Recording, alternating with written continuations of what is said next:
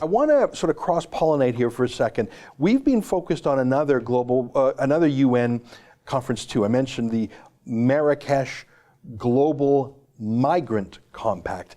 And I want to show you, let me read it to you, because I'm pretty sure you haven't read it, because you're focused on the global warming side. But let me read to you part of this migration treaty. It's called a compact that deals with the media. Can I read? It's about 50 words. Let me read this to you, and I'd love your feedback on it from another UN point of view, because you know the climate side. I want to read to you from the migration side. Here.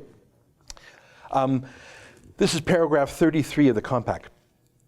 Governments must, quote, promote independent, objective, and quality reporting of media outlets, including internet-based information, including by sensitizing and educating media professionals on migration-related issues and terminology, investing in ethical reporting standards and advertising, and stopping allocation of public funding or material support to media outlets that systematically promote intolerance, xenophobia, racism, and other forms of discrimination towards migrants. So this is a very lengthy part of the compact that goes to promoting propaganda media and censoring dissident media. What do you think of that? Well, this almost exactly sounds like what happened to you, I believe it was 2 years ago, when the UN didn't want your media there because it wouldn't be helpful to the message. This is going a step further, saying that you need essentially re-indoctrination, re-education camps if you don't agree with the UN's view on migrant issues. And we're seeing this everywhere. It's a complete intolerance. We see it in the climate debate. In other words, you are not legitimate if you don't accept the conclusions of the United Nations Climate Panel and or Al Gore. And their talk about intimidation, re-indoctrination, banning, boycotts. So the UN is staying true to its word on climate, and it's expanding this whole message of intolerance into the migrant issue as well. I was not aware that they had this memo out or this understanding out.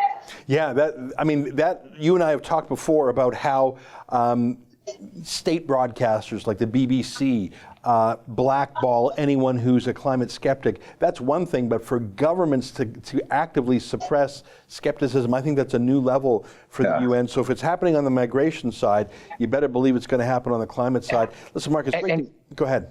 Sure. Well, as I say, keep in mind, in America, we have the Green New Deal. Al Gore just endorsed it 2 days ago. And essentially, it's 80% nothing to do with climate. It's all about these other issues. So it's very natural to talk about open borders, guaranteed college education, guaranteed housing, guaranteed income.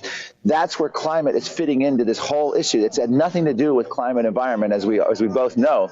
And that's where they're going with this. It's their worldview. It's a central planned worldview. And it's a socialist worldview, for lack of a better word. And this is where they're going. They're using the climate scare to achieve this.